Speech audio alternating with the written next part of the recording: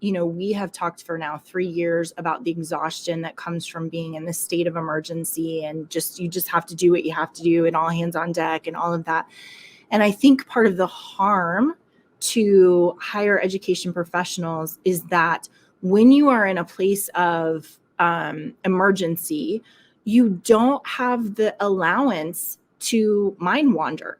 You're not thinking about where we are and where we want to go and it's like I said with sleep, right? Like the only reason you would not be getting enough sleep is because you're in the middle of an emergency. So shut down all the creative thinking and just focus on staying alive, right?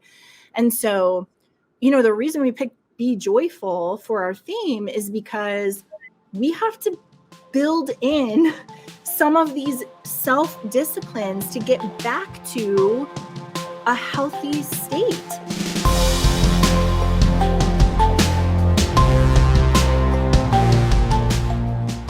Thank you guys for joining us. I'm Rachel Phillips-Buck, VP for Student Success at Ferris Resources, joined by Matt Boisvert, our president today. Hello. We get to talk about mind wandering. My favorite topic. I'm just going to tell you that I, in preparation for today's episode, have done a lot of mind wandering, like as a very intentional practice. And my brain, I think, is a little bit slower today than normal because I've been in this like meditative, reflective state. But I just finished my cup of coffee, so maybe my energy will pick up. If I seem serene, it's because I've been mind wandering. Which is great. That's why we're talking about it. Absolutely. Okay, so I want to start with joy. This is our theme for this year. One of my favorite quotes from Wendell Berry in one of his poems is, "Be joyful, though you have considered all the facts," which I love. Also, on the topic of joy, I was in California last week, which that's pretty joyful. In fact, the reason we didn't do Cap and Gown last week is because there was a power outage where I was. I mean, you weren't just in California. You were like right by the beach. Yes. For spring break, I drove 50 hours. My daughter and I took an epic road trip to California by way of Las Vegas, and then we came back. So it was wonderful, but they were having power outages, which is why we couldn't do Cap and Gown. But while I was there, Matt, you had this book delivered to me, which is, I don't know how to say, I think it's Niksen, Niksen, Embracing the Dutch Art of Doing Nothing, which unfortunately, because I was driving 50 hours, I haven't gotten to dig into yet, but I feel like this book is going to bring me a lot of joy. The Dutch are noted as being some of the happiest, most joyful people in the world. And so I think this is, I'm excited to add that to the collection. Yes. And I think this is actually very relevant to what we are talking about today. So after I read it, I'll come back and give you some more commentary on it. So I'm very happy about that. And then I have a couple of words for you. Remember, out of this book, Happiness Found in Translation, a glossary of joy across the world. The first one always makes me think of our friend Sherry Woosley, which is wabi sabi, which is Japanese, which means imperfect, weathered, rustic beauty, discerning the depth and significance in phenomenon. It makes me think of Sherry because she talks about this in her art a lot of times. And so when our theme several years ago was kintsugi, wabi sabi is right connected to that idea. And then we have a word from Iceland, which is hufungin, which is mind captured. Isn't that? I just love that. It's becoming transfixed, possibly involuntarily, to be enchanted or enthralled by someone or something. So love that one. And then the last one for you from Japanese is Shinryu-oku, which means forest bathing. I want to forest bathe all the time. At the end of today, we're going to talk about that as a practice. Yep, that's great. So Abilene, Texas, not so much forest bathing, but the idea I think we can get behind. So, all right. For sure. Are you ready for the State of the Union? Yeah, Rachel, what is the state of the higher education union?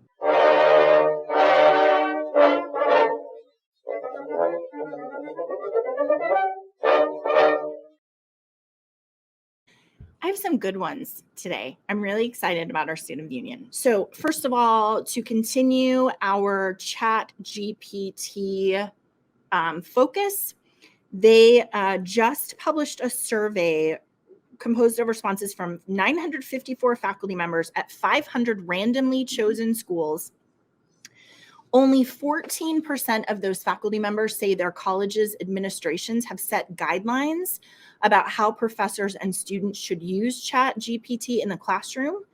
Faculty who are teaching at private colleges are more satisfied with their institutions handling than those at public institutions.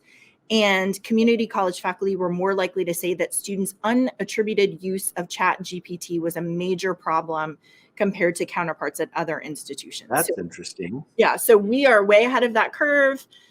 Gave you a lot of really great resources for that. I think it's. I mean, let me rephrase that. We're not way ahead of that curve. We are more ahead of that curve than many people, but students are light years ahead, right? In terms of how they're using it and how it is being helpful to them. So, yes, that's true. Okay. The next article I have for you is about how education department is going to start using secret shoppers, which how fun is that? This is to monitor colleges specifically around financial aid. So you will remember that there's a big push recently.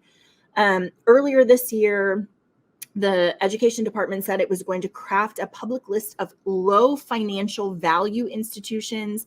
And everybody kind of freaked out about it. Like, you're saying how much money people are going to make when they graduate from our institutions. That's not always why, like, that's not the value of our institutions sometimes. So they had that push. And then we didn't talk about this, but they restarted the enforcement wing of the Office of Federal Student Aid, or FSA. That happened in 2021. And that is all about how they're doing, like, digging into fraud. So they say it's already paid dividends, fraud investigations into multiple institutions, and have fined and removed others from participating in the federal student aid program. So that's the second way that they're trying to keep everybody above board and kind of root out fraud. But then they are going to start using secret shoppers to monitor metrics specifically around for-profit schools, because, they're always kind of getting in trouble. Graduates' earning potentials, they're looking into that, whether or not they're actually accredited. This comes, Matt, this is so awful. This comes because there are all of these allegations that some colleges told military affiliated students that their GI Bill would cover the entire cost of the education. And then the students later found out that was not true. They owed a lot of money. Wow. Also, these schools incorrectly informed students they had been approved for GI Bill benefits when they had not been, and offered them military discounts that didn't actually exist. So the education department is uncovering all of that. Also, students are saying that these schools took loans out in the student's name without the students knowing about it. I'm sorry. So let's have some secret shoppers figure out. And I just want that job. I would love to be a secret shopper. Yeah. You learn a lot. Well, and one of the things that there's a secondary article that's an opinion article, but I really like it because it says secret shoppers are like on the outside, right? They're on the other side of the desk. So they are actually ones who are going to be able to uncover things like office hours should be called student hours, or the bursar who doesn't take credit cards, but they can do it online. This whole idea that there's like this secret language that then when you have an outsider come in, they can say that would be very confusing to students. You should change it. So I think it's going to be really interesting to see what comes out of that. I love it. My mom was a secret shopper for a while. Did you know that? That's a real job you can get. She loved it. Yeah. Okay, last week I had this article about why Vermont State's digital library idea is so controversial. So last week actually 2 weeks ago, March 8th, they decided, Vermont State University, which is a new institution, which is formed out of 3 existing Vermont public colleges, they decided that they were going to transform their library to be all digital. Print materials are no longer going to be procured for students who don't have a documented accommodation. The vice president of admissions said it's a very bold decision. It's very progressive. I think other colleges will be following suit in the not too distant future. I think it's the wave of the future. He felt very positive about it. The main thing they were saying is like students are not checking out books as much as they used to. So we think like physical book use is in decline. And then also the maintenance of the physical collections is 30% of the library operating budget. So they're like, it's going to be so much nicer. We're not going to have books. We just get rid of all of them, do it all digital. And you just spent last week with a librarian. Yes. And she was fit to be tied. She's like, that's a terrible idea. I think they're making a huge mistake. Well, 9 days later, it's not so optimistic. They have revised their plan. Instead, now they have a refined plan where they are going to keep most of their books, and any book that was accessed between January 1st, 2018 and December 31st, 2020 that were deemed academically valuable, they will keep those as well. So like if a book has been checked out in that time, right? So this came after faculty and students had a very hard time with this. They were very unhappy. They talked about equity. They talked about some disciplines need books. So maybe engineering, you don't need books, but like if you're going to do art history, you probably need to have some books to be able to see things. So I'm glad I didn't cover how outrageous that was because they changed their mind. Okay, a few more for you. There's a great article in Inside Higher Ed about another educational challenge COVID has revealed. 20% of all female college students are single moms. And it's shocking. They have enrolled in higher education at record numbers in recent years. Over the past 2 decades, the number of them in college has more than doubled. Still, just 31% of single moms have earned a bachelor's degree or higher, a significantly lower number than married mothers and women overall. Students who are raising children are 10 times less likely to complete a bachelor's degree within 5 years. And nearly 70% of student parents were living in or near poverty. And then they also pull out this idea of time poverty, the idea that most student parents work at least 20 hours a week, with 1/3 working full time. And single mothers enrolled in college full-time spend nearly 9 hours a day on childcare and housework. Students with preschool age children can spare just 10 hours per day for studying, eating, sleeping, and any kind of leisure.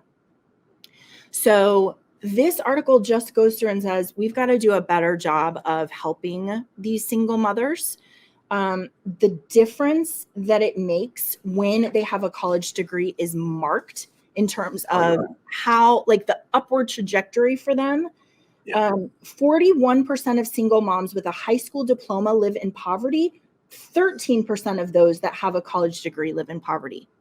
Huge difference. So it just talks about the 2 things they really call out are emergency grants, less than $500. You know, we talked about like you get a flat tire, you need something that was unforeseen. Those kind of emergency grants for single moms are super helpful. And then, of course, affordable childcare. How do you connect with childcare places in your community to make sure that these moms have a place to be able to put their kids while they're in class? So, well, I just did a whole lot of mind wandering on that one. I just love the opportunity there to say, hey, we're the right community for you, single mom who wants to earn your college degree. Yeah. In person, on campus, you know, so many fun things that you could do, meaningful things that you could do to engage them and support them. So as you talk through that, I just think, wow, what a great opportunity to connect with that population. I had no idea of the size. Yeah. And, go ahead. Well, I'm sure. I mean, that's who's currently going to college. So there's just a huge opportunity there. So this talks about Education Design Lab's Single Mom Success Cohort, which is just like an advisory board of these moms who are like, here's what you could do that would make our lives so much easier. So I love that. Just listen, just having a listening session and saying, what could we do that would make a difference for you? It's awesome. Great. Okay. I have 2 that are like very very practical for you. But this one I just thought is weird. Amazon powered convenience store opens at Virginia College. So a convenience store using Amazon's Just Walk Out technology opened Friday at Marymount University in Arlington, Virginia. Basically, you scan your credit card at the entrance, you take whatever you want and walk out. The store sensors and computer vision track what you take or put back and then charge the card when you leave. This store, based on feedback from the university's Student Government Association, has sandwiches, wraps, sushi, salads, yogurt, ice cream, toiletries, and non-food items. So interesting. I've seen this before at the airport. Yeah. Love Field has this. Yep. Yeah. But it'll be interesting to see how many other schools adopt that idea and how students foil it, because we know that they're good at that. They'll figure it out. No, I was just thinking when I was at Arizona State when you're trying to rush from one class, you go to the student union to grab something, and then there's a huge line and you just have to let it go. Yeah. Maybe so this opportunity, it's good. Okay. Yeah. The last two I'm super excited about. Inside Higher Ed has just started a new, I don't know how this happened, but they have started a hey, do you have an academic success tip that might help others encourage student success? Tell us about it. So these last two are coming out of that. Schools just being we do this thing that we think is really cool. The first one is Wake Forest University Center for Learning, Access, and Student Success, acronym CLASS. Okay. Helps students by translating syllabus deadlines into a comprehensive spreadsheet. So they basically are hey guys, bring all of your syllabi, and we are going to create a personalized spreadsheet that organizes assignments and assessments by class and due dates. So you end up with this template that's updated every term where you can see in this week, here's everything that I have due by class, the next week.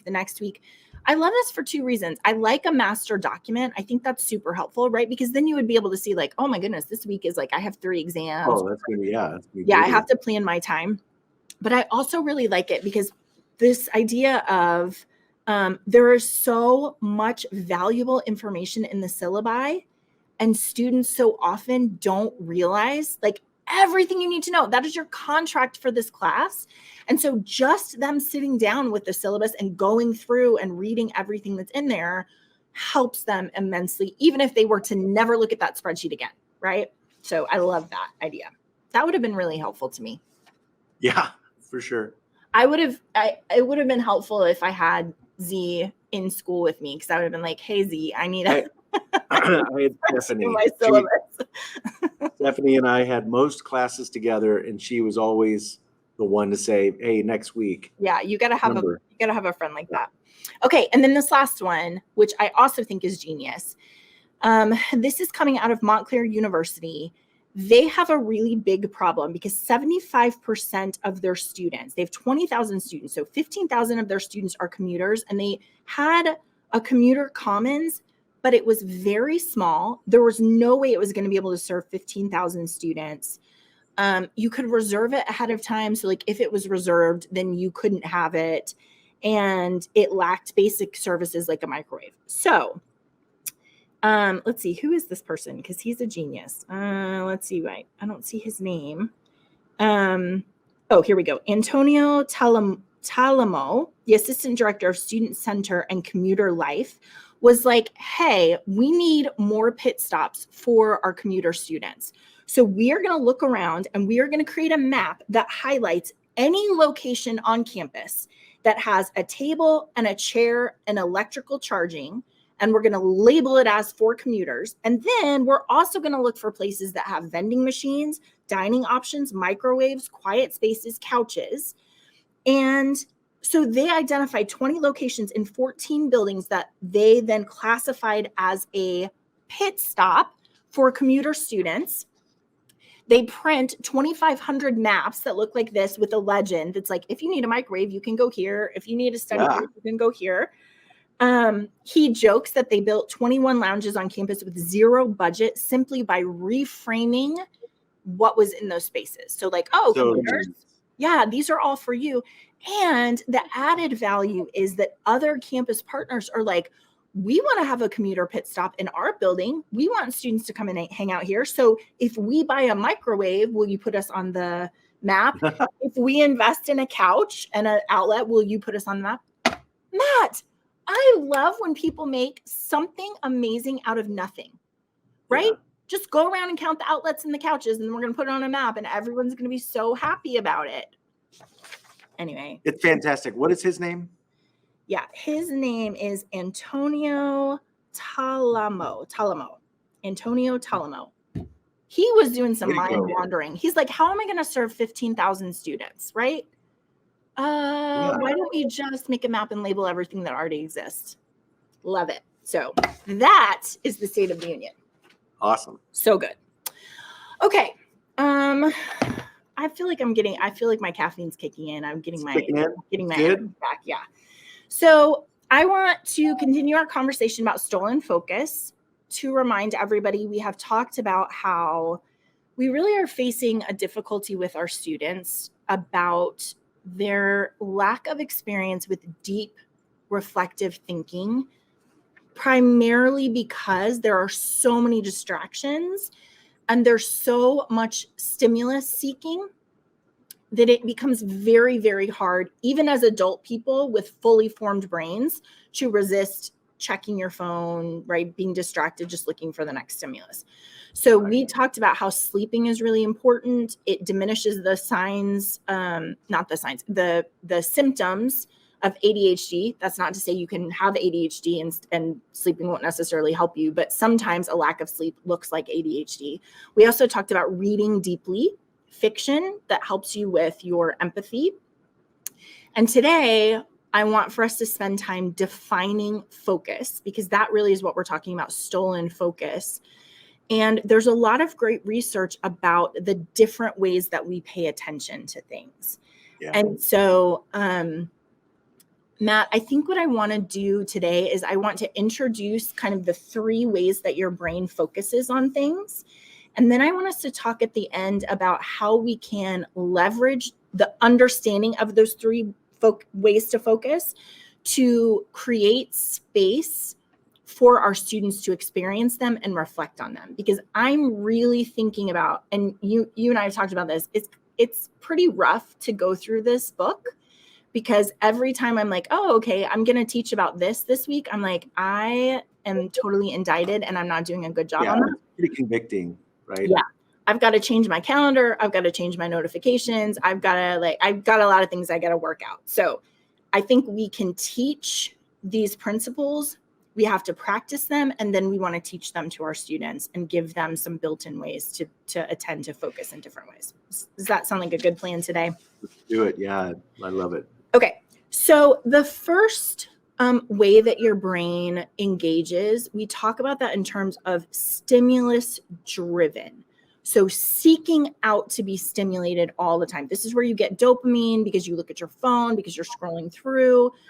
Trey was telling us the other day about this new video that is Family Guy on one side. So it's like you're watching TV on one side, and then on the other side is a game called Subway Surfers that somebody is playing. So the video, it's high speed motion. So the video is actually mirroring what you might do if you were watching a show and then playing a game on your phone. But instead of you actually playing, you're just watching both things, right? So it is like the quintessential brain stimulating. What are you paying attention to? Multitasking. How much stimulus can you get in one small place, right? You have a quote about, I think you have a quote about stimulus, about that idea of seeking, constantly seeking dopamine rewards. Am I making that up? I think you're making that up. Okay. I mean, all I know is that is what we're doing, right? So some of our friends on the behavior panel, Chase Hughes is always talking about you need to pay attention to what your kids are responding to, where they get their dopamine. That is really important. Yeah. And so when we're looking at our kids, our students, and right now it is that constant fractured scrolling and on their phone, constant distraction. not inside self or engaging with others, but this other thing. So Yeah. And we've talked about that in terms of it is a cheap, consumable brain activity, but it is not deep focus, right? It's not this deep reflection. I want to read from this book, Stolen Focus. The idea of not filling every minute with stimulation panicked me. And I found it weird when I saw other people not doing it. On a long train or bus journey, whenever I would see someone just sit there for 6 hours doing nothing but stare out the window, I would feel an urge to Are they lean over to Dutch? them. Yeah. To lean over to them and say, I'm sorry to disturb you. It's none of my business. I just wanted to check. You do realize you have a limited amount of time in which to be alive, and the clock counting down towards death is constantly ticking, and you'll never get back these 6 hours, and you're spending it doing nothing at all. And when you're dead, you'll be dead forever. You know that, right? I feel like that is the attitude so often with the stimulus seeking is like, wait, what are you doing to be productive, to like be constantly stimulating your brain? And we lose those moments of quiet. Where are you in the quiet where you're doing your deep thinking, right? Yeah. Right. So I like this in terms of teaching to say to students, and I have done the same thing. I scrolled on my phone for 20 minutes this morning. You know what I remember about it? Nothing. I didn't read a single thing that is going to change my life. I didn't reflect on anything important. And so saying to students, hey, all right, in class, why don't you get on TikTok for 10 minutes? And then I want you to reflect on what is happening to your brain? What valuable content did you get? How did that feel? This constant release of dopamine in your brain. I think we teach them to reflect on that stimulus seeking behavior, right? That's a great way. Yeah. So I mean, it would be interesting what their reflection would be. Yeah. Right? Yeah, for sure.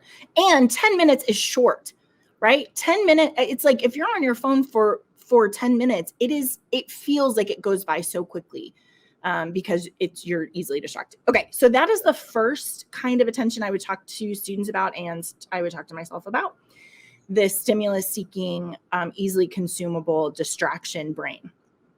Fragmented, not in flow. Yes, right. Exactly.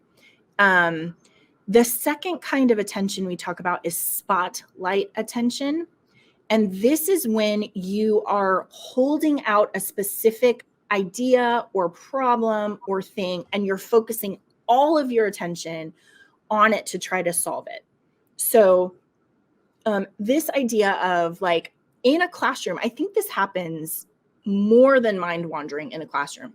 I think we do spotlight attention when we're saying, here's a problem, sit and try to work it out, right?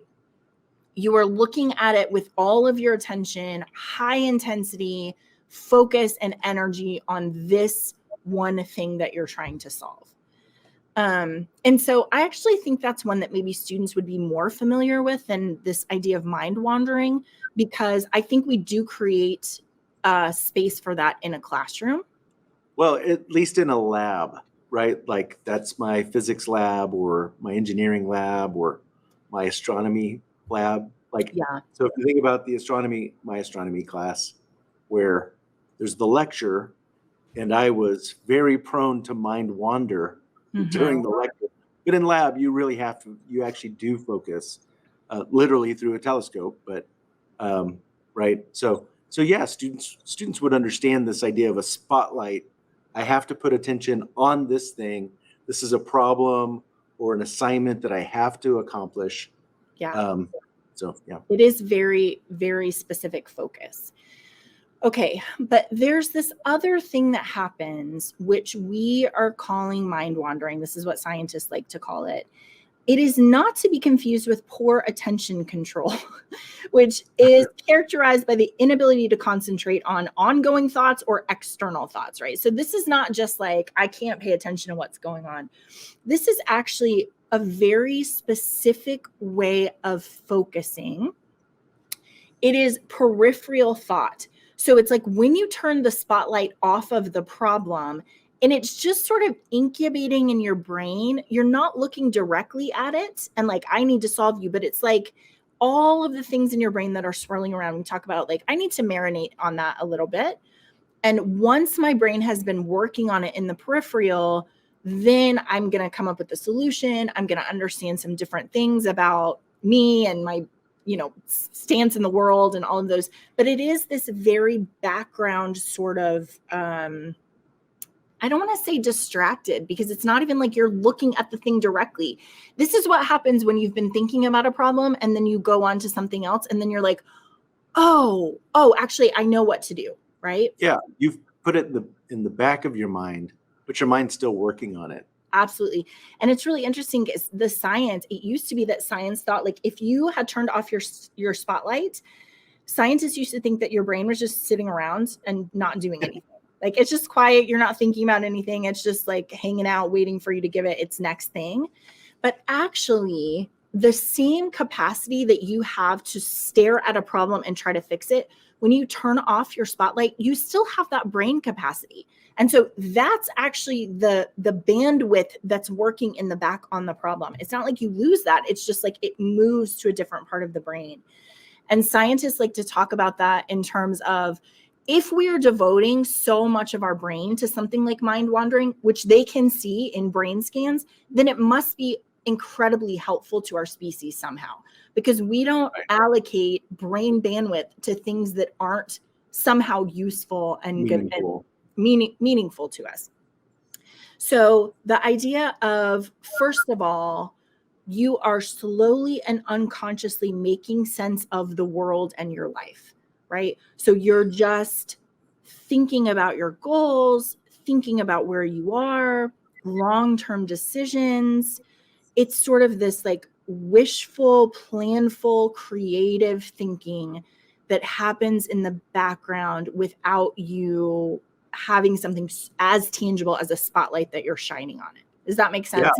Yeah. So Marcus Reichel, he's a neuroscientist focused on mind wandering, and he's saying this is just such a crucial form of attention. And what we're actually doing is we're looking back at our past and we're kind of processing it. We're making sense of it. A lot of times we're thinking about some negative things, bad things that happened to us, or things where we weren't as successful as we wanted to.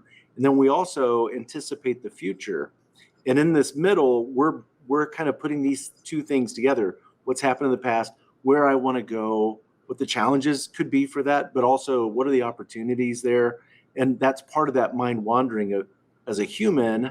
So I don't know how many other species actually do that, where they reflect on an experience from years ago, and then they're thinking about how that influences their future. But that's what's also happening in this mind wandering.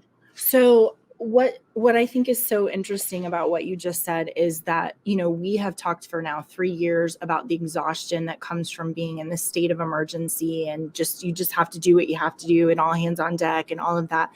And I think part of the harm to higher education professionals is that when you are in a place of emergency, you don't have the allowance to mind wander.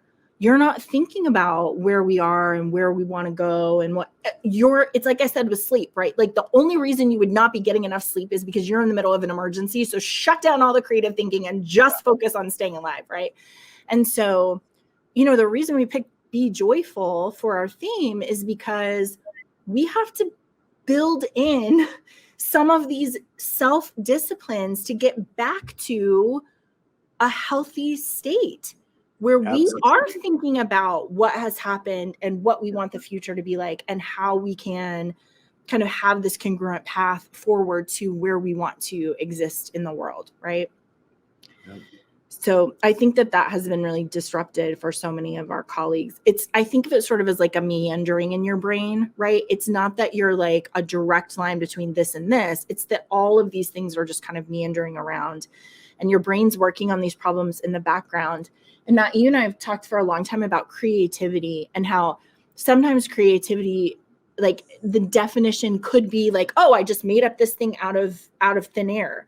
But most of the time, creativity is these two thoughts that were meandering around in your brain and then somehow find their way together and give you something new that you maybe have never thought of before. So you are exceptional at this kind of creative mind wandering.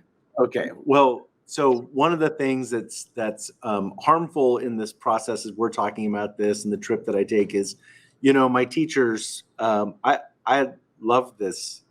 I love to mind wander, but my teachers always were frustrated with me because it didn't seem like I was paying attention to what they were talking about. But what I am doing is this thing of trying to solve problems with this new information that I'm just learning from them. Yeah. And I am applying that to something that happened in the past, and I'm trying to solve a new problem. I mean, I just think, as a kid, I was always inventing things or coming up with new ideas of how to solve problems. And it's from this process. It wasn't like I sat down like Edison and said, I'm going to make a perfect light bulb. Right. And I'm going to find all the different filaments and all that. That was never me. I was never doing that. But I was always thinking about that's a problem that needs to be solved. And as I picked up new information, I would apply it and I would think about how that would play out. So creativity. I mean, 20%, they say that 20% of problems are solved by mind wandering, by taking this just time to walk and think through and just let it percolate in your brain as this is a thing that I want to solve. And here's all of my life experiences and other things, solutions I've seen that are close to it, right? Yeah. 20% of problems are solved by not doing anything. I mean, your brain is working very hard, but you don't. Yeah. So it's funny because it's like the quintessential, like I spent all day in the lab trying to figure this thing out. And then I went for a walk and then I was like, oh, I know what we should do, right? Or waking up in the middle of the night and being like, I now have a solution for that. Dr. Moshe Bar, who was the former director of the Cognitive Neuroscience Lab at Harvard Medical School, so probably knows something about brains, said creativity requires broad, expansive mind wandering. During the creative process, we explore webs of memories for new combinations and novel solutions. More specifically, creative thinking relies on a process we call incubation, where new ideas are generated and then evaluated.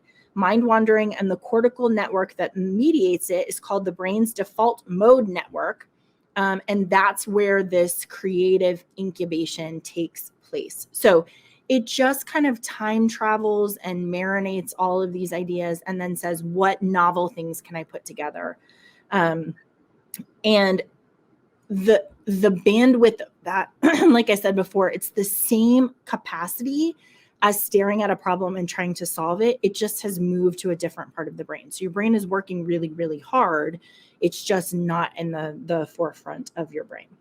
So the biggest problem, Rachel, with all of this right now is that if you look at us, our culture, our students, what's happening at our universities, we're not taking time to think deeply about things. We're not taking time to do that spotlight focusing and really focus on solving some really big problems.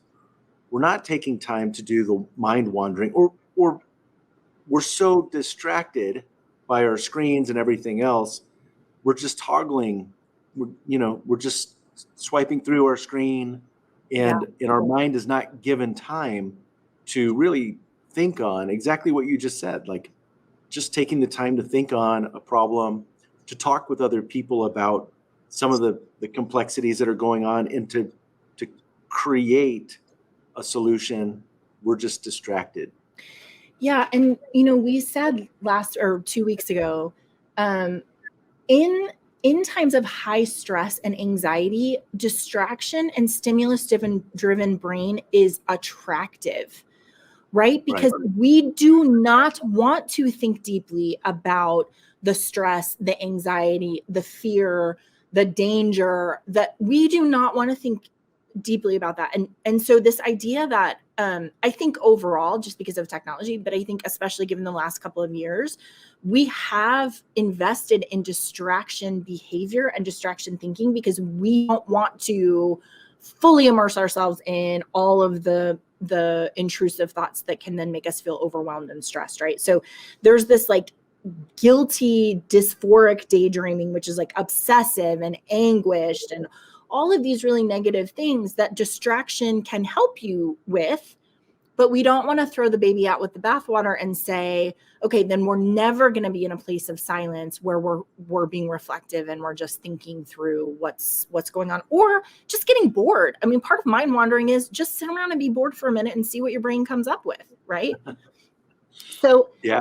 This is a real question. I was trying to think about how and where our students today, and to be honest, me for the last 10 years, how and where would I be in a space that is quiet and that is without distraction, where I would fully experience this idea of just letting my brain go and wander where it's going to and coming up with these creative things. And I'm having a really hard time thinking of what that space would be. So I think about like it, a lot of times it comes out of being in nature, but so often you have a podcast in when you're walking around the track, right? Or you're listening to music, which doesn't necessarily mean your brain can't wander, but it is for sure not quiet, right? You are not sitting in quiet. So it's a great question to ask yourself, and I think to ask students in this exercise to say, tell me where are the places where you sit in silence and allow your brain to just go where it's going to go. And maybe they have some great answers for that. I would be really eager to hear where those places are where they're able to just sit in silence. Well, I know for me, I mean, that's why I love to go fly fishing. There's a lot wrapped into that from my family side, but when I'm on a stream, it is me and nature, and there's no other distraction. I mean, maybe a fish, but it's a great opportunity to just unplug and really be with myself and talk through a lot of things. Yeah. What's interesting is I never really had the language of, oh, that's a time where I'm mind wandering. I always said, I need to go and get on the stream so I can recharge, right? And I need that. It's a really important part of my year to go and recharge. But yeah, it would be fascinating. That's a great question to ask your students, because again, we're just not so sure that they have a place or even could recognize it if they do. Yeah. Or I think even deeper than that would know that that's a thing to pursue, right? So as I was getting ready for today, I was thinking about when do I do mind wandering? And I went to camp for 25 years. And every day before dinner, we have hillside meditation, which is where you sit on the mountain, the hill in upstate New York. You sit in the grass, and for 25 minutes, you just sit there, right? And the grass gets really interesting. You pay attention to the bugs, you pay attention to the clouds. Having that experience, though, to be able to say, yeah, that was actually I really like that time. I think back on that time really fondly, then gives me the motivation to say, I need to build that into my life. If you don't have that experience ever, then how would you ever get the motivation to say, I need to start building some boundaries so that I can have that idea of mind wandering, right? If it's a totally foreign concept to you. Good. So I'm thinking about within first year experience classes, res life, how do we have our students scroll through TikTok and reflect on their brain, what's happening to their brain, and then say, I'm going to teach you about spotlight focus. Here is a problem that I want you to solve using all of your brain energy, high watts on this problem, and reflect on your brain. And then we're going to go sit in the grass for 20 minutes.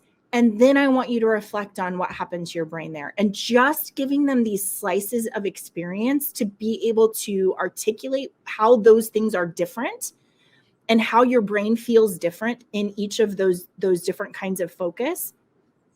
And then I was thinking about, how do we build in specific experiences and boundaries to help our students capture those two kinds of focus, right? Because like being in the library and spotlight focus, that's one thing, but like I want to have mind wandering on the lawn for 30 minutes every Wednesday where people just come and sit there and don't do anything, right? I think it would be such a fun experience. Or we were saying get your haul, everybody leave their phones, and we're going to go have lunch in the cafeteria together. And we're not going to have phones, and we're just going to hang out together and practice, right? We're going to have 1990s.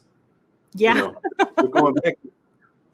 So I love this. Professor Roy Baumeister says, your ability to pay attention is intimately tied to the meaning you find in the thing you're looking at.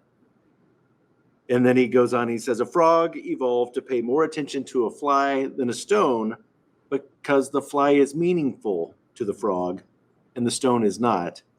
And I think that just going through those different exercises and reintroducing to your students that this time is meaningful, taking time to unplug, time to go be with your community without distraction, time to sit on the lawn.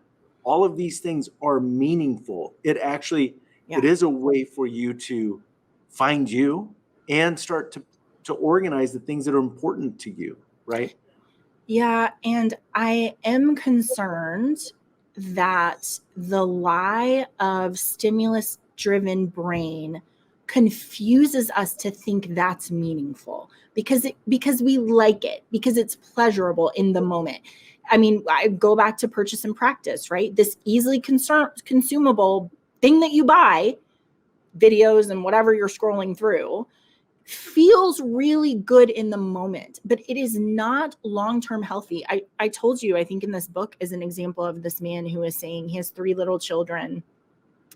And Saturday morning they came and they got in bed with him and they were playing with each other and they were tickling and they were laughing and they were doing all this stuff. And he was sitting in the bed scrolling through his phone. And he was like, had an epiphany, was like, what am I doing? The most valuable thing is these 3 children in my bed right now who want my attention. That's where the value is. And yet, here I'm sitting in my bed looking at my phone. Clearly, my brain has been deceived, right?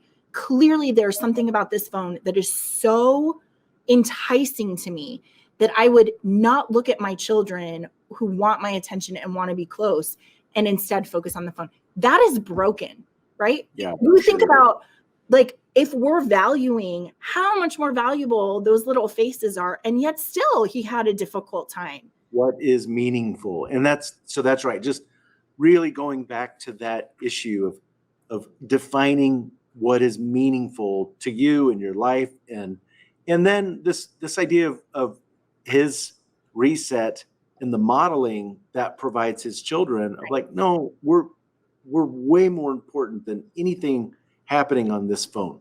Yeah, that's right.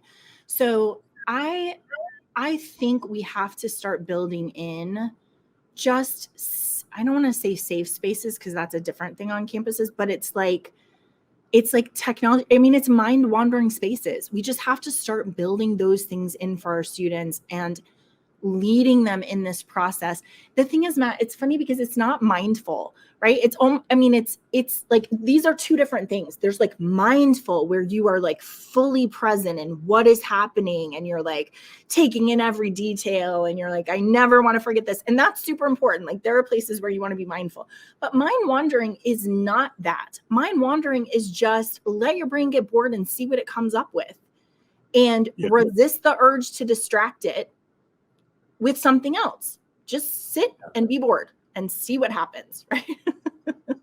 Well, I'm just thinking, I don't know, even before we started talking about focus, stolen focus, I've been sad because I like my brain, like I like my brain. I like the crazy things it thinks of and the way that I think about problems.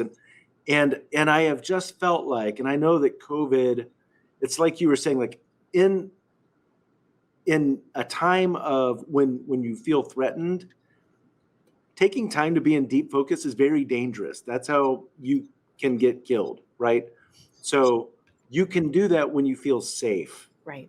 When you don't feel safe, then you're not in deep focus. You are distracted, or you're overstimulated, right? So I just feel like coming out of this, the reason this is so meaningful to me is that there's so much opportunity or potential in our minds to solve problems, to come together, really to resolve a lot of the things that I think our culture is struggling with right now. Yeah. So Well, the reflection that we hear from so many campuses about students who are very anxious, very stressed, social anxiety, aren't sure what to do.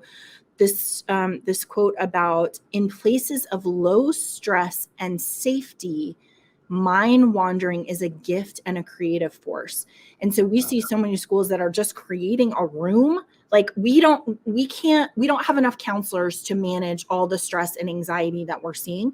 We're just going to create a quiet room where you can go and just, in this safe, low stress place, think about things and let your brain kind of wander. And so I think it is a helpful discipline for us to relearn and also for us to teach our students. And so I do want to think about action items coming out of this.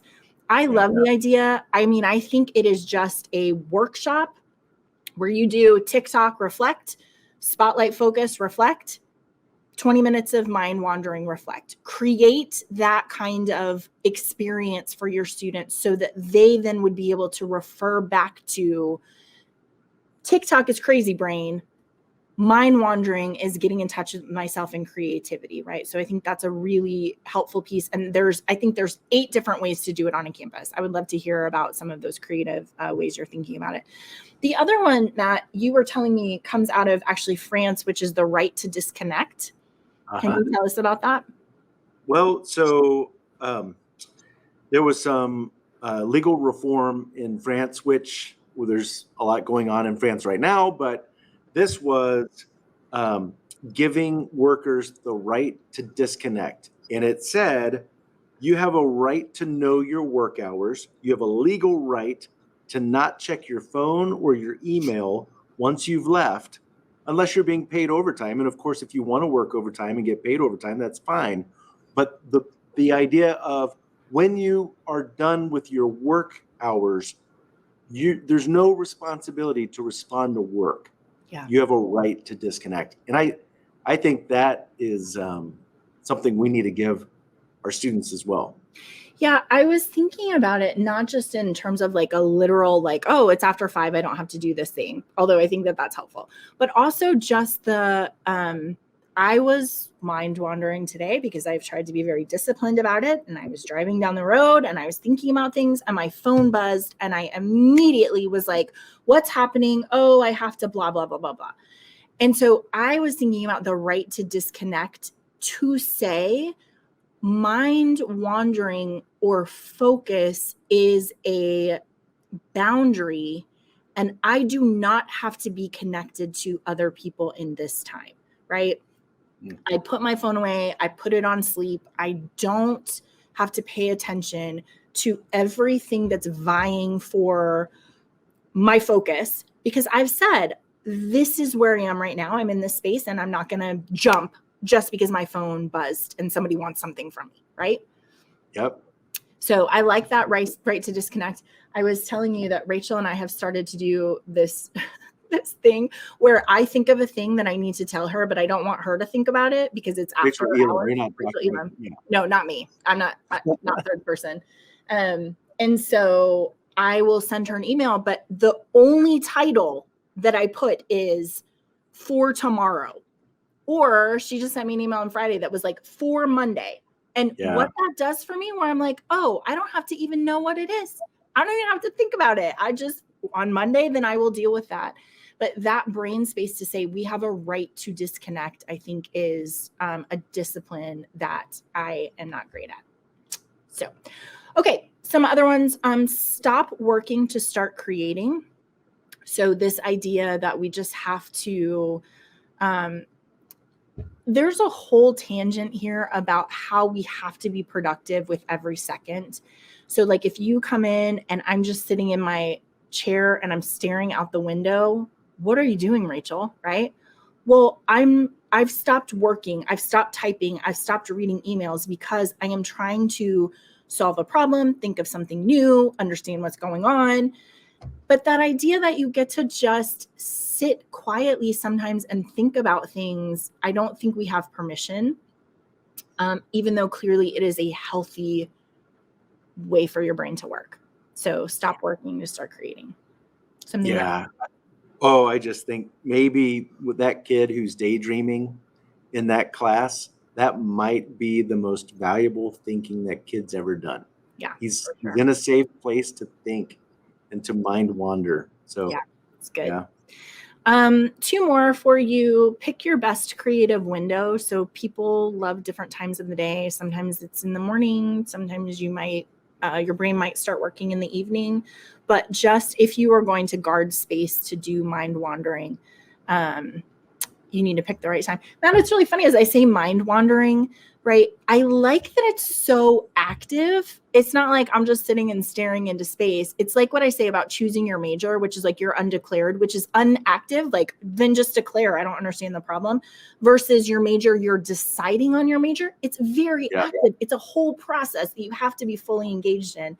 And mind wandering is the same thing. Like I'm putting on the calendar, I mind wander best at night. And here, this is an activity that I am invested in. My mind's going to wander all around. So pick your creative window. And then the last one is engage your hands. So when I was sitting on the hilltop during meditation, I was always making daisy bracelets and weaving grass together.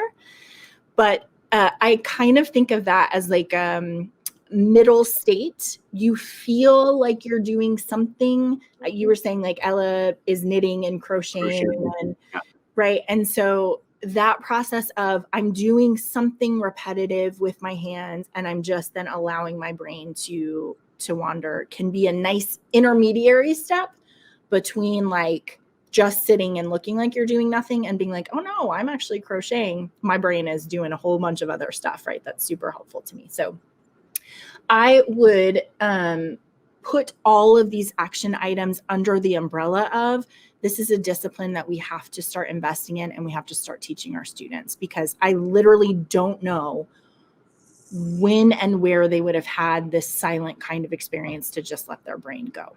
So anything to add? Nope. It's great. Awesome. Next week, we're going to do the last chapter, I think, in this book that I'm going to cover, which is about how we're in a really hard battle because technology is being created to track and distract us, which I think we will have a lot to say about that. So we will talk about that next week. And hey, if you're listening to us and you're not watching us on LinkedIn Live, follow Ferris Resources on LinkedIn and you'll get all of our cap and gown announcements, and you can start to sign up for the events every Tuesday. Absolutely. Thank you guys for joining us. We'll talk to you later.